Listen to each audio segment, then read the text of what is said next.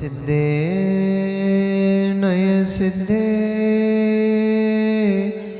संयम सिद्धे चरित्र सिद्धेया नाणं मिदंसनं मेया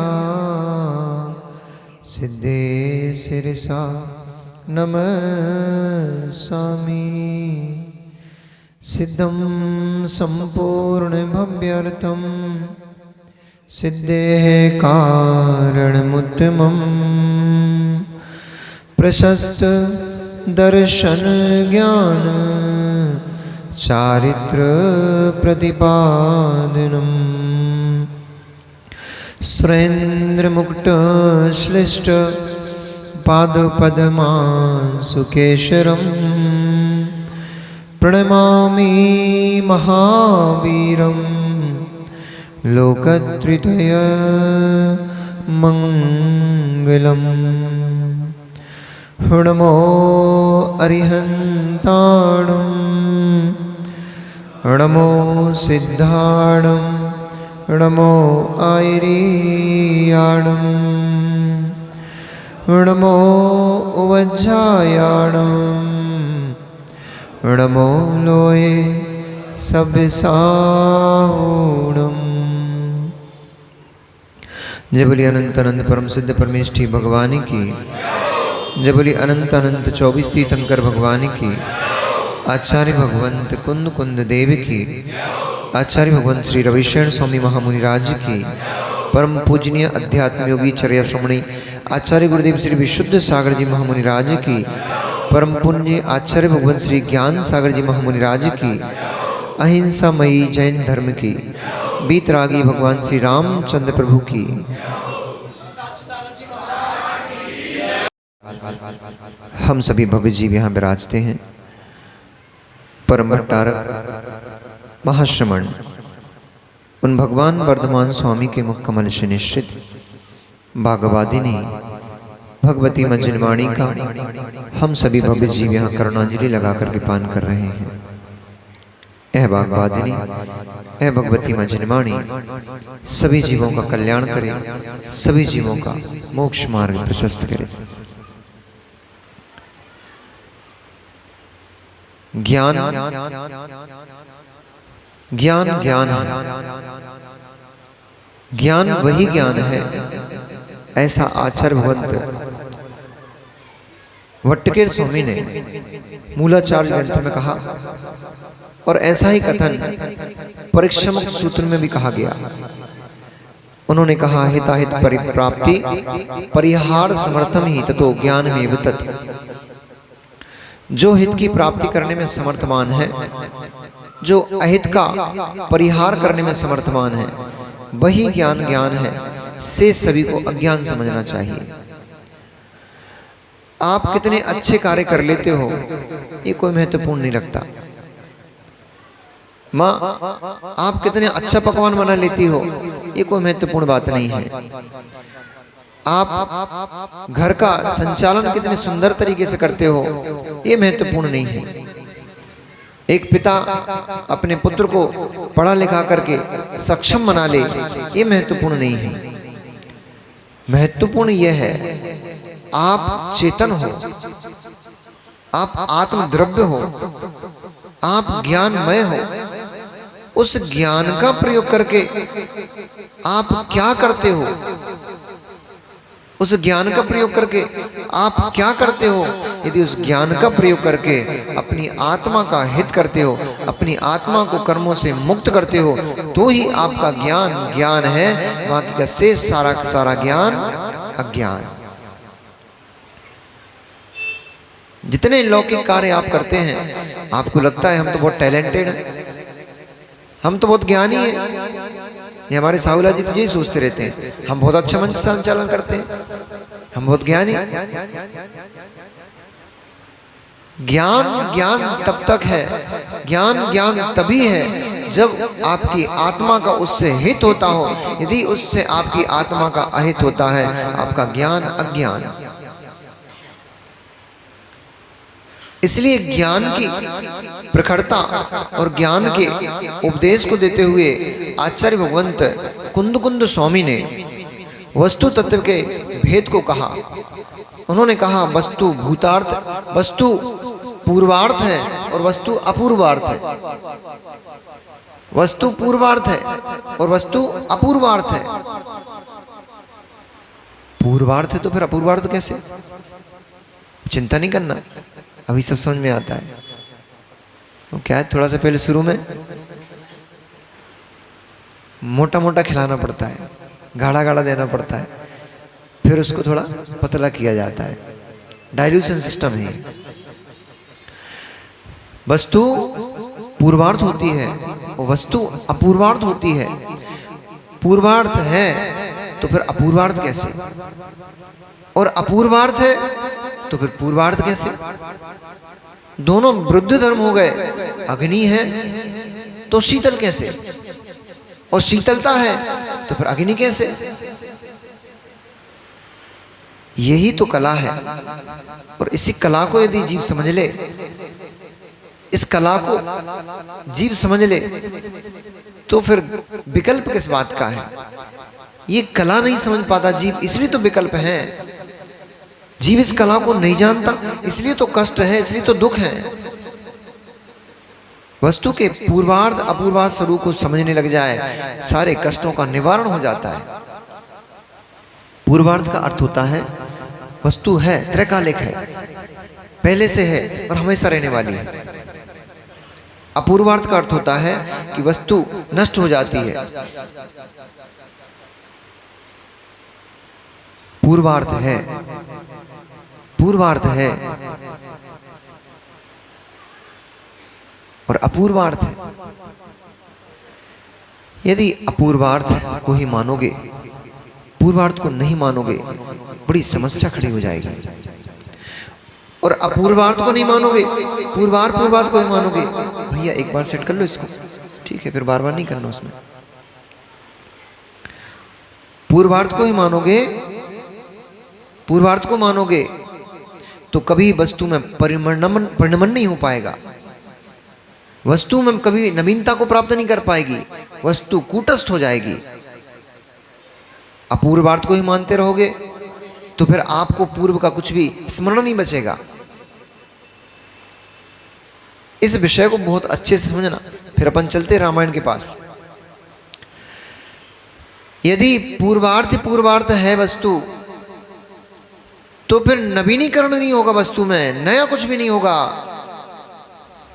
अखिलेश भैया जब उत्पन्न हुए थे, जन्म हुआ था, इतने बड़े थे, इतने बड़े नहीं थे, छोटे थे, तो बदल गए, बदल गए। मां अखिलेश भैया बदल गए ना, अखिलेश भैया बदल गए। तो बचपन में मां ने नाम दिया था अखिलेश, अखिलेश भैया बदल गए तो इनको बचपन में नाम दिया गया था अखिलेश। फिर अभी आप इनको अखिलेश क्यों बोलते हो? ये तो वो नहीं है, और ये वो नहीं है, तो फिर ये कौन है?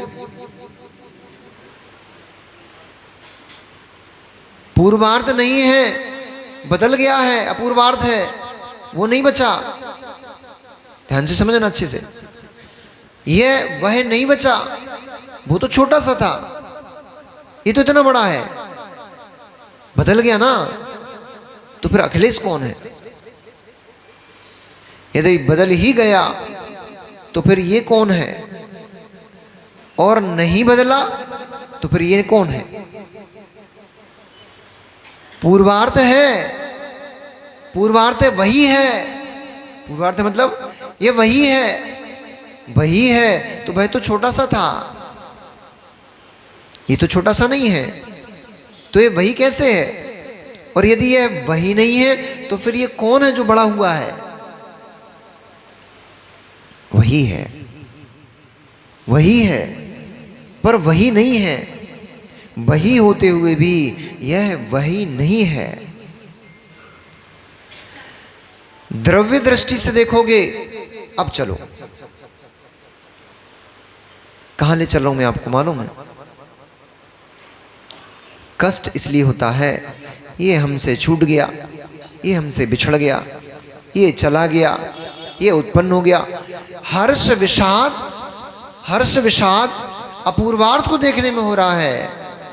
जीव को केवल अपूर्वार्थ दिखाई दे, नया नया दिखाई दे रहा है, इसलिए हर्ष को प्राप्त हो रहा है, इसलिए विषाद को प्राप्त हो रहा है। किसी के घर में जन्म हो गया, किसी के घर में जन्म हो गया, वो खुशी मना रहा है, उत्सव मना रहा है, बैंड बज रहे हैं, लड्डू बट रहे हैं, राग भाव। पर जिसके यहां, आपके यहां जिसने जन्म लिया है, वह कहीं से मर के आया है ना, बिना मरे आपके पास कैसे आ गया? उसी वस्तु का कहीं शोक मनाया जा रहा है, वहां रुदन चल रहा है, वहां जीव शोक में है, वहां हाय हाय मची पड़ी है। यहां वस्तु वही है, वस्तु वही है, जो वहां था वही यहां है। पूर्वार्थ, जो वहां था वही यहां है, पूर्वार्थ वही है, परिवर्तित नहीं हुआ है। पूर्वार्थ है, लेकिन वो जो था वो अलग था, वो तो थोड़ा मोटा सा था, वो थोड़ा गोरा सा था, यहां दुबला पतला सा है, यहां सांवला सा है। सांवला जी, यह थोड़ा गोरा सा है, नाम सांवला है, नाम सांवला है गोरा। ये कैसा सांवला है? सांवला नहीं, साहुला है। तो वह जो था वही नष्ट होकर के यहां आया है, लेकिन वह नष्ट नहीं होता। अभी चिंता नहीं करना, सब समझ में जाएगा। अभी वही था, वही है, परंतु वह नहीं बचा। द्रव्य वही है, जीव द्रव्य वही है, परंतु उसी जीव द्रव्य का परिणमन हो गया है, परिवर्तन हो गया है। वही जीव द्रव्य दूसरी पर्याय को प्राप्त हो गया है, इसलिए नया है, अपूर्वार्थ है, ये पहले नहीं था। हम शोक कर रहे हैं, हो वो चला गया, हम हर्ष मना रहे हैं, वो उत्पन्न हो गया। कौन उत्पन्न हो गया, कौन चला गया? कौन उत्पन्न हो गया, कौन चला गया? जो था वही है, ना कोई उत्पन्न हुआ है, ना कोई गया है। जिसे गया कह रहे हो वह भी पर्याय है, जिसे उत्पन्न कह रहे हो वह भी पर्याय है। और पज्जय विजुदम दब्बम, दब्ब विजुत्या पत्या नत्ति, दोनम अनन्यभूतम, दोनों ही अनन्यभूत होती हैं। पर्याय से रहित कोई द्रव्य नहीं होता, और द्रव्य से रहित कभी कोई पर्याय होती नहीं है। द्रव्य में ही पर्याय होती हैं। पर अहो अज्ञान की दशा, इसलिए ज्ञान से शुरू किया था मैंने, क्योंकि ज्ञान की शिष्या बैठी ना यहाँ पे।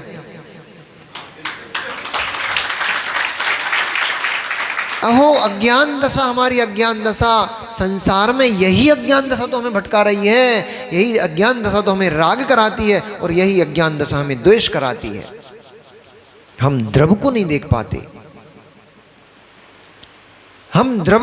पाते, हम पर्यायों में उलझे पड़े रहते हैं, पर्याय को देखते रहते हैं। इसी कारण से क्षोभ को, वासनाओं को, राग को, द्वेष को, इनको प्राप्त होते चले जाते हैं। द्रव्य को देखने लग जाओ, सारी टेंशन खत्म। यह वही है, कहां गया? और समझो अच्छे से, थोड़ा खोल देता हूं विषय को। रिंकू भैया, आप हैं कि चले गए हैं? सोच समझ के बोलना, तत्वी की सभा में बैठे हो, समझदारी से बोलना, नहीं तो अभी हाल अज्ञानी घोषित हो जाओगे आपकी समाज के बीच में। रिंकू भैया हो कि चले गए? अब क्या बोले? फंसा दिया महाराज तुमने तो। अब क्या बोले? माँ, अच्छा इनके घराड़ी भी बैठी ना, उनसे पूछ ले रहा है, माँ ये हैं कि चले गए? हैं। ए रोचक, कहाँ गया? घर में देख के आना, है क्या ये? है क्या घर में? तो चले गए ना घर से? घर से चले गए कि नहीं चले गए? तो चले ही गए क्या? है कि नहीं? है। घर में नहीं है पर अभाव नहीं हुआ है। घर में नहीं है, घर में अभाव है, ना कि इनका अभाव है। इनका तो सद्भाव है। कहां? धर्म सभा में। इतनी सी तो कहानी है मात्र, इतनी सी तो कहानी है। इनका अभाव नहीं होता, ये रहते हैं, घर में नहीं रहते। सभा में आ जाते हैं, सभा से चले जाएंगे दुकान पे पहुंच जाएंगे, दुकान से चले जाएंगे मकान में पहुंच जाएंगे, मकान से जाएंगे बाजार में पहुंच जाएंगे। ये कहीं नहीं गए, ये वही हैं। ये कहीं नहीं गए, ये हैं। अवस्थान परिवर्तित हो रहा है, स्थान परिवर्तित हो रहा है, इसी का नाम पर्याय है।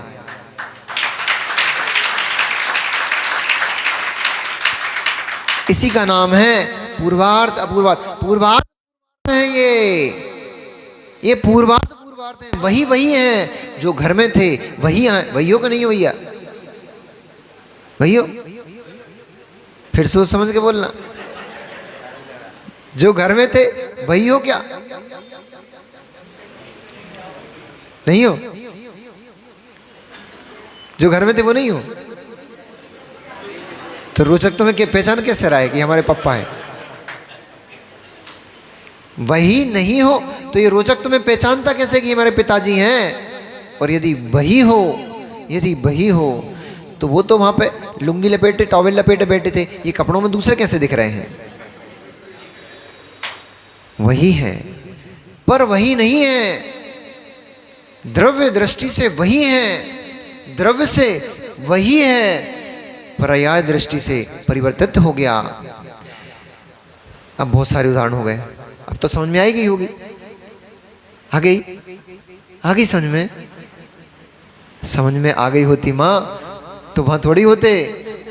समझ में आ गई होती तो अब भी श्रीफल उठा के ये माता के चरणों में समर्पित कर देती, बोलती माँ दीक्षा दे दो। समझ में ही तो नहीं आ रही, यही तो समझ में नहीं आ रहा है।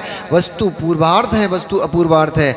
ये द्रव्य दृष्टि से वस्तु पूर्वार्ध होती है, वही होती है, परंतु इस जीव की द्रव्य में दृष्टि नहीं होती। जीव की दृष्टि पर्याय में होती है। अपूर्वार्ध को देखता रहता है, और पर्याय दृष्टि होने से यह जीव राग को और द्वेष को प्राप्त होता है। चलो तुम्हारी तो क्या बोले हम, तुम तो छदमस्त जीव हो, हमारी भी उनमें गिनती है। हमारी तुम्हारी क्या बात कहेंगे? मिलो साक्षात श्री रामचंद्र जी से, छायक सम्यक दृष्टि जीव तद्भव मोक्षगामी जीव। उनको भी राग लगा है अपनी मां में। पहले राग लगा था पत्नी में, सीता में। अरे आप लोग नए हैं ना, आप लोग पता नहीं, बहुत सारे लोग आज रामायण प्रकरण चल रहा है, राम कथा पद्म पुराण ग्रंथ चल रहा है। पद्म पुराण ग्रंथ में राजा रामचंद्र जी ने लंकापति रावण को मारकर उसको लंका पर विजय प्राप्त कर ली। बहुत समय, लगभग 6 साल हो गए उनको लंका में रहते रहते। अब सीता को प्राप्त करके, लंका विजय करके सीता को प्राप्त कर लिया। सीता को प्राप्त करने के उपरांत अब उनका इतना सीता में राग, इतना रमण कि वे रामचंद्र जी किंचित भी उस सीता को अपने से दूर करना बिल्कुल भी पसंद नहीं करते। अपनी पत्नी में इतना राग, तुम तो करते नहीं इतना राग। तुम तो पता नहीं कितने लड़ते झगड़ते रहते हो, दिन में 2 4 10 बार तो तू में हो ही जाती है।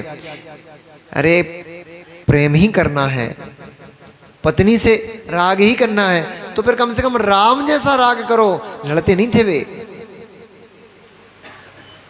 लड़ते नहीं थे।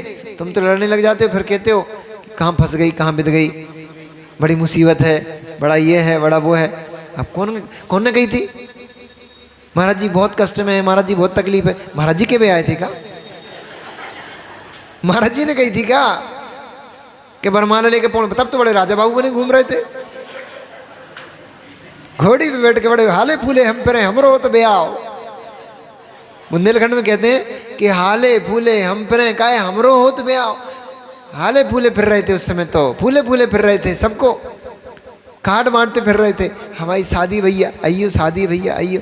अब भी तो सब आऊ के चले गए खा पी के, भोगो अब तुम। अरे अब जब लाई हो, पराई बिटिया को जब घर में लाए ही हो, तो अच्छे से रहो, आनंद से रहो, प्रसन्न चित्त होकर रहो। क्यों क्लेश करते हो? स्वयं क्लेश में डूबते हो और दूसरों को क्लेश देते हो। इससे पाप कर्म का आश्रय, पाप कर्म का बंद होता है। असाता वेदनी कर्म का आश्रय बंद होता है। स्वयं दुखी रहने से, दूसरों को दुखी करने से असाता वेदनी कर्म का बंद होता है। इसलिए ना स्वयं दुखी रहो, ना किसी को दुखी करो, प्रसन्न चित्त रहो और प्रसन्न चित्त रहने दो। गृहस्थ में जो मनोज भैया, क्या बात, बड़े खेल रहे हो आज। लगता है देवी ने आज कुछ अच्छी मीठी मीठी बातें कर ली तुमसे, या फिर सुना दिया है। प्रसन्नता से जियो, प्रसन्न चित्त होकर के रहो। क्या बिगड़ता है, क्या लगता है तुम्हारा? सब कुछ अच्छा मिला ही है, तो उसमें आनंद से उसको जियो। क्लेश करके, संक्लेशता में क्यों पुण्य को नष्ट करते हो? क्यों आयु कर्म को अच्छे करते हो? संक्लेशता में जीने से आयु का क्षरण हो जाता है। ज्यादा दुखी रहो, ज्यादा संक्लेशित रहो, टेंशन टेंशन टेंशन, 100 वर्ष के जीने वाले 80 में ही चले जाएगा। क्योंकि संक्लेशता से आयु क्षरण होती है, आयु नष्ट होती है। ज्यादा गर्मी दिमाग में बनी रहे तो दिमाग खिसक जाता है। ज्यादा दिमाग में गर्मी बनी रहे तो आदमी पागल हो जाता है, दिमाग खिसक जाता है उसका। परिणामों की गर्मी अधिक दोगे, परिणामों की गर्मी अधिक दोगे, आत्म प्रदेशों से आयु कर्म खिसक जाता है, आयु क्षीण हो जाती है, कम हो जाती है। इसलिए न संक्लेशता दो और न संक्लेशता लो। आनंद से जियो, बिना कुछ करे, बिना कुछ करे भी साता वेदनी कर्म का बंध होता है। बिना कुछ करे भी सुख की प्राप्ति होती है। कभी सुना आपने ऐसा? ये तो सुना होगा, सुखी होना है तपस्या करो, सुखी होना है व्रत करो, उपवास करो, पूजन करो, पाठ करो। हम तो आपको ऐसी विधि बता रहे हैं जिसमें कुछ भी नहीं करना है और पुण्य का आश्रय होगा। और जीवन भर अगर ऐसा जीना लिया, जी लिया, तो मेरी गारंटी है स्वर्ग जाओगे। ये सही तरीका महाराज, जल्दी बताओ, देर क्यों कर रहे हो? ऐसा तरीका तो जल्दी बताओ महाराज, देर क्यों कर रहे हो? कुछ भी नहीं करना, कोई गाली दे जाए कुछ भी नहीं करना, शांत, मौन, अंदर से भी मौन, बाहर से भी मौन, ना कुछ बोलना और ना हृदय में कुछ विकलता उत्पन्न करने देना, होने देना। कोई द्रव्य छीन के ले गया, कुछ नहीं, शांत चित्त। बड़ा मुश्किल काम, तो ऐसे फोकट में थोड़ी बता रहे हैं हम भी। मुश्किल है तभी तो बता रहे हैं, ऐसे थोड़ी स्वर्ग मिल जाता है। कार्य तो बड़ा मुश्किल है पर बहुत आसान है। हम इसलिए इसको मुश्किल मानते हैं क्योंकि पर्याय दृष्टि हमारी पड़ी हुई है। उस वस्तु में हमारा ममत्व चलता है, राग भाव चलता है, अहंकार भाव चलता है, ममकार का भाव चलता है। इसके कारण से हम उस वस्तु को निज वस्तु मानते हैं और वह छिन जाती है तो दुखी होते हैं। वो तो थी नहीं तुम्हारी, वो तो थी नहीं तुम्हारी। शोरूम में खड़ी थी गाड़ी, गाड़ी शोरूम में खड़ी थी, आपको ऐसा लगता था कि गाड़ी हमारी है?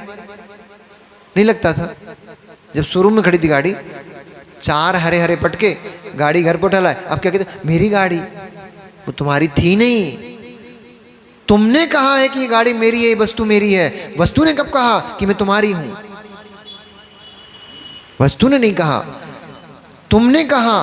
तुमने ही राग लगा लिया वस्तु में, इसलिए तो दुखी हो रहे हो। वस्तु को परद्रव्य है, परद्रव्य देखने लग जाओ। ठीक है, ठीक है, हम संसार में जीते हैं, व्यवहार में जीवन जीते हैं हम, तो व्यवहार का जीवन जियो। गाड़ी आपके चलाने के लिए, आपके गंतव्य स्थान तक पहुंचाने के लिए आपका माध्यम है, सहारा है, ठीक है। उपचार से, व्यवहार से इसको मैं उपयोग का करता हूं, इसलिए ये गाड़ी मेरी है, परंतु वास्तव में ये गाड़ी मेरी नहीं है। गाड़ी तो पुद्गल के पिंडों से बनी हुई है, पुद्गल का पिंड है, इसमें मेरा अतद भाव है। मैं जीव हूं, मैं चेतन हूं, ये पुद्गल है, मेरा इससे क्या लेना देना, क्या संबंध? इतना सोचने लग जाओ, इतना सोचने लग जाओ तो घर के झगड़े समाप्त हो जाएंगे, पति परद्रव्य दिखने लग जाएगा, पर देखने का द्रव्य अलग है भैया, सचिन भैया, देखने का परद्रव्य अलग है और जीने का परद्रव्य अलग होता है। परद्रव्य है अब ढोंगपना नहीं दिखाना, ए तुम हटो हमसे परद्रव्य हो, ए तो हमारा कौन लग, तुम्हारा कोई हो ही नहीं, दूर हटो, ये ढोंगी का परद्रव्य है। तत्व निर्णय का परद्रव्य क्या होता है? मिलो भरत चक्रवर्ती से, मिलो शकर चक्रवर्ती से। अनेक अनेक चक्रवर्ती हुए हैं, बलभद्र हुए हैं, अनेक अनेक महापुरुष हुए हैं, मिलो उनसे। पूरी सभा के साथ जीते थे, इतने बड़े बड़े राज संपदा को भोगते थे। भरत चक्रवर्ती आप बोलते हो ना घर में बैरागी, तो ऐसे कैसे बैरागी? 6 खंड के जीवों को नरसंहार करे आए, 6 खंड के जीवों को जीत लाए राजा, बड़े बड़े राजा मुकुटबद्ध, 32,000 मुकुटबद्ध राजाओं को जीतते हैं, और एक एक मुकुटबद्ध राजा के नीचे सैकड़ों सैकड़ों राजा होते हैं। तो ऐसे 32,000 मुकुटबद्ध राजा जीत लिए, 6 खंड को जीत लिया, इतना युद्ध कर लिया, सब कर लिया, फिर भी घर में बैरागी। और हम तो कोई से लड़ भी नहीं रहे तो भी रागी। वे 96,000 पत्नियों को भोग भोगते थे तब भी बैरागी, इधर एक ही नहीं संभल रही तब भी रागी। एक पत्नी है बड़ी मुश्किल की, वो भी वही एक पत्नी है बड़ी मुश्किल की, तो भी एक पत्नी के धारी हम रागी। और भरत चक्रवर्ती 96,000 महारानियों का भोग भोगते हुए बैरागी। यही तो कला है ज्ञान की।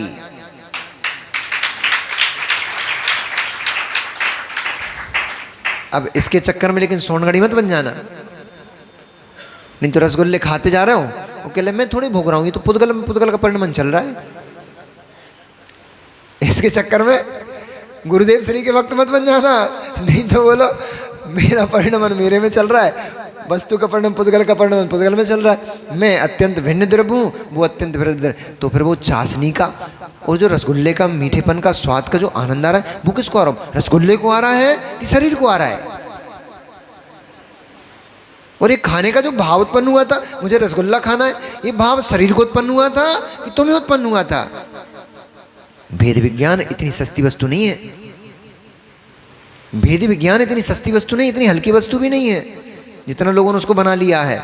हम तो भेद विज्ञानी हैं, एसी में डटे हैं, सामायिक कर रहे हैं। भेद विज्ञान बिना पंखा कूलर चलाए, भैया कम से कम मंदिरों में धर्म सभाओं में थोड़ा सहन करना सीखो। ये चक्र चल रहे हैं, परसों नरसों कल परसों जब भी मंदिर में पंखे से कबूतर टकरा गया, दो कबूतर टकरा गए। अब अभी तो आप कर रहे हो, अभी ये पंखा ऊपर चल रहा है, इसमें आकर टकरा फिर क्या करोगे? सहनशीलता लाओ थोड़े अंदर, अपने अंदर। धर्म दिखावे का नहीं है, धर्म परिणति का होता है, प्रदर्शन का धर्म नहीं है। आप कितनी अच्छी द्रव्य चढ़ा रहे हो, कितनी अच्छी वस्त्रों को पहन के पूजन कर रहे हो, आप कितने घंटे मंदिर में बिता रहे हो, इसके साथ साथ आपके परिणामों की धारा क्या चल रही, इसको भी देखो। पूजन पाठ और बाहर का धर्म करते करते वर्षों वर्षों बीतते चले गए, परिणामों के धर्म को भी पकड़ो, क्योंकि परिणाम का धर्म यदि शून्य रहेगा तो बाहर की सारी क्रियाएं आपकी बेमतलब की हैं, किसी काम की नहीं है। इसलिए बाह्य का धर्म करते हुए निज अंतर आत्मा के धर्म को पकड़ो तो काम बनेगा। तत्व निर्णय तो वो तो ढोंग वाला होता है, मुंह लटका के बैठ गए, हमें क्या मतलब जमाने से। नहीं, जिसके साथ आपने घर बसाया है वो आपकी पत्नी है, वो आपकी पत्नी है। व्यवहार से ऐसा ही कहोगे, अंदर में निर्णय होगा ये व्यवहार से मेरी पत्नी है, ये इस पर्याय की पत्नी है। मैं आत्मद्रव्य हूं, ना मेरा कोई पति होता ना मेरी कोई पत्नी होती, मैं तो शुद्ध चैतन्य शुद्ध द्रव्य हूं, स्फटिक की तरह निर्मल स्वच्छ पवित्र हूं। पर पत्नी से मुंह नहीं बिगाड़ेगा, पत्नी से तो मधुर बात करेगा, संभाषण करेगा, क्योंकि उसको घर लाया है, उसको भी संतुष्ट करेगा। बच्चों के साथ बैठकर भोजन करेगा, खेलेगा उनके साथ, परंतु निर्णय इस बात का अंदर में रहेगा ये सब पर्यायजन्य क्रियाएं हैं, इनका मेरा संबंध पर्याय का है, इसलिए पर्याय के संबंध को मैं निभा रहा हूं। इस बात का तत्व का निर्णय करके रखेगा। जीवन जीते हुए तत्व निर्णय की जो कला है, इसी का नाम भेद विज्ञान है। अपना जीवन जीते हुए उसको राग लेकर के नहीं जाना, ज्ञान पूर्वक अपने जीवन को जीना, इसका नाम भेद विज्ञान होता है। हम तो छोड़ दिया उनको। क्यों? अरे हम बैरागी हो गए। ऐसे कैसे बैरागी हो गए तुम? तुमसे आलू छूटा नहीं, तुमसे प्याज छूटा नहीं, रात्रि का भोजन छूट नहीं रहा, पानी छान के पी नहीं पा रहे हो, बाजार की वस्तुएं छूट नहीं पा रही हैं, ऐसे कैसे बैरागी? पत्नी को छोड़ने बैठ गए। अरे भैया, ऐसा बैरागी काम का नहीं है मित्र। बैरागी की परिभाषा समझना पड़ेगी। बैरागी की परिभाषा को समझो, फिर बैराग को धारण करो। क्रम क्रम से बढ़ने का नाम वैराग्य है। अथवा एक साथ भी बढ़ते हो तो आगे पीछे की बहुत सारी चीजें देखना पड़ती हैं। लोक है, लोक व्यवहार है, उसमें भी जीते हो, उनको भी नहीं। अब महाराज जी लोग तो वैसे ही बैरागी होते हैं, माता जी महाराज जी तो बैरागी हैं ही। माता जी अपन लोग तो वैसे ही बैरागी कहलाते हैं। तो हमारे पास कोई भक्त आएगा, उसके दूर हटो, हम बैरागी हैं, कैसे घुसे चले आ रहे? अरे नहीं भैया, श्रावक आया है, आपको परमात्मा देख रहा है, वो आप में परमात्मा पने को देख करके वो आपकी भक्ति करने आया है। आपका कर्तव्य बनता है, ये विनय गुण है साधु का।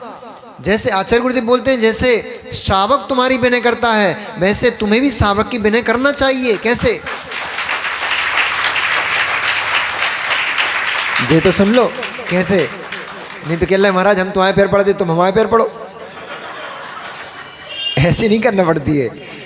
आपने आके साधु को नमस्कार किया, आपने साधु की विनय की, मुनिराज का कर्तव्य बनता है हाथ उठा करके उसको आशीर्वाद दे दें। ये मुनि के द्वारा श्रावक की विनय है। माँ ने चौका लगाया, पड़गान किया, मुनिराज निम्न दृष्टि करके उसके चौके में पहुंच गए, उसने सुंदर आहार कराया। अब माँ है, वो तो थोड़ी जिद करती हैं। नहीं लेने वाली वस्तु भी थी, अयोग्य नहीं, मतलब भर चुकी थी, पेट भर चुका था, तब वो वस्तु नहीं लेना थी, तब भी अधिक कोई निवेदन कर रहा है, अच्छा ठीक है इतनी सी दे दो। ये विनय हो गई आपके द्वारा उस श्रावक की। वो कितनी माँ विनय से अपने बेटे के समान, बेटों को भी नहीं खिलाती ऐसे, तो ऐसे आपको मुनिराज आहार करा रही थी वो माँ, आपने इतना सा भोजन, इतना सा सामग्री उससे ले ली, आपने उसकी विनय कर ली, उसका हृदय गदगद हो गया, प्रसन्न हो गई। ये विनय है। तो अपने में जीते हुए भी सबके बीच में ही रहोगे, नहीं तो तुम्हारा बिहार कराने कौन आएगा? कह रहे महाराज तुम बैरागी बने रहो, बैरागी डटे रहो। वे जंगल जाने के लिए कमंडल नहीं बैठे, भैया कोई एक आध जाए हम जंगल चले जाए। नहीं नहीं आप बैरागी ना, हम तो आपको काटते ना, अब जाओ जंगल। नहीं हो पाएगा। श्रावक और साधु ये धर्म के दो चक्के हैं, दो पहिए हैं। धर्म रथ है, उस धर्म रथ के श्रावक और साधु दो चक्के, दो पहिए हैं। रथ जब भी चलेगा दोनों के सहयोग से चलेगा, एक एक खिंचेगा तो कुछ नहीं हो पाएगा। इसलिए ना साधु को खिचड़ी बनाना चाहिए, खिंच करके खींचला नहीं बनाना चाहिए, और ना श्रावक को खिंच करके खींचला बनाना चाहिए। भेद विज्ञान प्राप्त करो, ज्ञान को प्राप्त करो, उस ज्ञान से समीचीन सम्यक निर्णय करो। फिर जिस विधि से आचार्य भगवंतों ने कहा है उस विधि से, उस क्रम से अपने आप को आगे लेकर चलो। समाधि का लक्ष्य हमारा समाधि मरण है, लक्ष्य हमारा समाधि मरण है। वो तभी होगा जब क्रम क्रम से उस पद को प्राप्त करोगे, उस अवस्था को प्राप्त करोगे, तब अंत में समाधि मरण होता है। इसलिए पर्याय दृष्टि को पर्याय, द्रव्य दृष्टि को द्रव्य देखने वाला जीव सम्यक दृष्टि होता है। और बड़ा आश्चर्य हमें होता है, कई बार इस विषय पर हम चिंतन करते हैं और गहराइयों में चले जाते हैं कि कैसा जीव का मोह नहीं कर्म है, कैसा जीव का मोह है। संसार की इन पर्यायिक अवस्थाओं में इसका कितना मोह, कितना राग भाव चलता है। मां कहां खड़ी हुई है? मां अपराजिता, यानी जिसको आप कौशल्या मां के नाम से जानते हो, अपराजिता मां अपने भवन के छत के ऊपर खड़ी हुई है। काग से क्या कर रही है? काग मतलब समझते हो? कौआ, कुआ नहीं, कौआ को आप क्या बोलते होंगे? हमारे तो काम में औ की मात्रा कौ होता, को नहीं होता। हमारे मास्टर साहब ने जो पढ़ाया था स्कूल में, उनने पढ़ाया था बेटा काम में औ की मात्रा कौ, बड़ा आ टेढ़ा। काम में औ की मात्रा कौ, बड़ा आ कौआ। काम में ओ की मात्रा को होता है। ये अम्मा पता नहीं कौन सी स्कूल में पढ़ के आई है। अच्छा चलो, तुम कौआ बोलो, कौआ बोलो, समझ नहीं, वो काला वाला जो आसमान में उड़ता है उसकी बात कर रहे हो। तो कौए से क्या पूछ रही है माँ, ए काक, तूने मेरे लाल रामचंद्र को देखा क्या? अरे तू रोज आकर यहां बैठ जाता है, किसी दिन आकर राम का खबर तो मुझे सुना, राम का समाचार तो दे, जा जा उड़ जा, और राम जहां ठहरते हैं वहां जाकर उनकी खैर खबर ला के दे, मैं तुझे खीर खिलाऊंगी। ओ माँ की राग दशा देखो, माँ की मोह दशा देखो, उसको राज सुख नहीं भा रहा है। इतने वर्ष बीत गए, इतने वर्ष बीत गए, उसको राज सुख नहीं भा रहा है, अभी भी वही परिणामों की विकलता, वही परिणामों में विवलता। छत पे खड़ी होकर मां प्रतिदिन राम का आगमन का संदेश का वाट जो होती रहती है, वह यही सोचती रहती है अब राम आने वाला होगा। ऐसी उस मां की उस परम करुणामयी दशा को देख उधर से नारद जी आकाश मार्ग से गमन करके चले आ रहे थे। उन्होंने देखा, अरे ये मां कौशल्या किससे बात कर रही है, इधर तो कोई दिखाई देता नहीं। तब उनकी दृष्टि उस काक के ऊपर पड़ी, तो मां कौशल्या से आके पूछते हैं वो नारद जी, अरे मैया कौशल्या, तू ये क्या करती है, तेरी बुद्धि ठीक है कि नहीं है, तू अकेले अकेले किससे बात कर रही है? उन्होंने नारद जी को जैसे ही आगमन देखा, उन्होंने चूंकि नारद जी क्षुल्लक होते हैं, पता है आपको क्या, वे बीड़ा लटकाने वाले, चुटैया धारण करने वाले, और वे और क्या क्या करते हो, वो बजाने वाले, वो नारद, कृत्रिम नारद है वो नारद नहीं है। हाँ, उनकी वो कोलाहली, तो उनकी वो जो कौतूहल जो है ना, उनका स्वभाव है कौतूहली। बीड़ा उनको बड़ी प्यारी थी, इसलिए बीड़ा तो लटकाते थे वो, पर क्षुल्लक थे, जैसे लंगोटी और दुपट्टे वाले क्षुल्लक महाराज होते हैं ना, ऐसे क्षुल्लक थे वो, विद्याधर थे वो, उन्होंने क्षुल्लक दीक्षा ली थी। पर विद्याधर थे तो वो आकाश क्षुल्लक विद्या का प्रयोग कर सकते हैं, मुनिराज नहीं कर सकते, इसलिए क्षुल्लक महाराज वो आकाश विद्या से घूमते फिरते रहते थे कहीं भी, और बड़े कौतूहली थे, थोड़े चुटकी लेने में उनको बड़ा अच्छा लगता था, तो किसी न किसी को परेशान करते, छेड़छाड़ करते रहते थे वो। तो ऐसे वे नारद बड़ी दूर से घूमते घामते जब चले आ रहे थे, तो माँ कौशल्या ने उनका अभिवादन किया, नगर में, घर में उनका प्रवेश कराया। तब उनने पूछा नारद जी ने कि माँ तू ये क्या करती थी छत पे, अकेले अकेले कोई बात करता है क्या, तुझे ज्वर तो नहीं चढ़ गया? तो उन्होंने कहा, अरे नारद जी, मैं अकेले अकेले बात नहीं कर रही थी, मैं तो पक्षी काग बैठा था, उससे कह रही थी मेरे राम का संदेशा ला कर दो। राम का संदेशा अर्थात उनको थोड़ी पता था, वे तो सीता के टाइम पे आए थे, जब सीता अपने घर में थी, तब बवाल खड़ा करके चले गए थे, तब के बाद फिर अब लौटे हैं वो। अर्थात क्या आपको नहीं मालूम कि राम अयोध्या छोड़कर जा चुके, कितने वर्ष हो गए हैं राम ने अयोध्या छोड़ दी है, हाय हाय ऐसा क्यों कर दिया? पूरा वृत्तांत मां कौशल्या ने नारद जी को सुनाया। इस प्रकार से राम का विवाह संपन्न हुआ। विवाह उपरांत कई वर्षों तक राम भवन में रहे, अयोध्या में रहे। पुनः जब राज्याभिषेक का समय आया, इस प्रकार से जो राम के साथ घटित हुआ था पूरा वृत्तांत सुनाया। फिर उन्होंने कहा, चूंकि हनुमान जब वैशल्या को लेने आए थे तब उन्होंने पूरा वृत्तांत सुना दिया था, इसलिए उन्होंने पूरा वृत्तांत नारद को सुनाया और कहा कि लंकापति रावण ने सीता का हरण कर लिया। जितने बीच की कहानियां थी सब सुनाने के बाद अंत में उन्होंने कहा कि लंकापति रावण ने सीता का हरण कर लिया। उसकी रक्षार्थ लक्ष्मण राम आदि का रावण के साथ युद्ध हुआ। युद्ध में लक्ष्मण को एक कोई बड़ी विद्या रूप शक्ति ने घायल कर दिया, निश्चेष्ट कर दिया था। अब बस इतना ही पता है। उसके बाद हनुमान आदि आए थे और वो विशल्या को यहाँ से लेकर गए। फिर इसके बाद का कुछ भी वृत्तांत पता नहीं है। मुझे तो ये भी नहीं पता कि राम लक्ष्मण जीवित भी हैं अथवा नहीं हैं, अथवा क्या हुआ इसके उपरांत कुछ भी पता नहीं है। ऐसा सुनते ही हाय ये क्या अनर्थ हो गया, ये कैसे हो गया? हे देव, देव मतलब वो स्वर्ग के देव और वो भवनवासी भयंकर देव नहीं। हे देव, हे भाग्य, हे दैव, हे दैव, तू क्या क्या खेल दिखाता है? महाराजाओं को तूने वन में कैसे भेजा दिया? तूने ये क्या कर डाला? हे दैव, तूने ये क्या कर डाला, ये तो करने योग्य नहीं था। राम जैसे सुकुमार को कहाँ तूने बन बन डोले। सीता जैसी सुकुमारी जो महलों में पड़ी राजाओं के बीच में रही है, उस सुकुमारी को रावण ने कैसे हर लिया। ऐसा करते हुए भी अपने दोनों सर, अब हाथों को ऐसे क्रम से सर से लगाकर बैठ गए। बहुत देर तक चिंतन करते हुए उन्होंने कहा, मुझे तो कुछ भी नहीं पता, क्योंकि मैं तो 23 वर्ष पहले, कितने वर्ष पहले, 23 वर्ष पहले मैं तो धात की खंडदीप चला गया था, और वहां धात की खंडदीप के पूर्व विदेश क्षेत्र में सुरेंद्र नगर नाम का नगर, सुरेंद्र रमण नाम का नगर था। उसमें भगवान जिनेंद्र का अभिषेक, जन्माभिषेक और उनके कल्याण का आदि को देख करके वहाँ क्षेत्रों की, तीर्थों की मैंने वंदना की। तो मैं तो 23 वर्ष से वहीं धात की खंडदीप में ही था। अभी मैं वहाँ से आया तो मेरे अंदर जिज्ञासा उत्पन्न हुई, राजा दशरथ के पास जाना चाहिए। तभी कौशल्या माँ की आंखों में आंसू आ गए। उन्होंने कहा, राजा दशरथ कहाँ हैं। इस सारी की सारी घटना से हमारे पति राजा दशरथ को वैराग्य उत्पन्न हो गया, और उन्होंने तो ज्ञानेश्वरी दीक्षा लेकर के तो वन वन में मुनिराज होकर भटकने चले गए।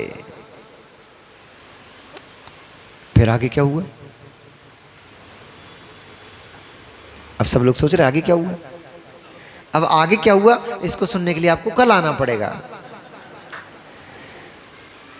क्या राम कौशल्या से आके मिलेंगे, अथवा नारद कुछ बीच में गेम खेलेंगे। नारद है, उठापटक करना तो उनका स्वभाव है। तब नारद क्या खेलने वाले हैं गेम, अब ये पता लगेगा कल। नमो रियंताड़म, नमो सिद्धाणम, नमो आयरियाणम, नमो वज्रायणम, नमो लोयसबिसाहुणम।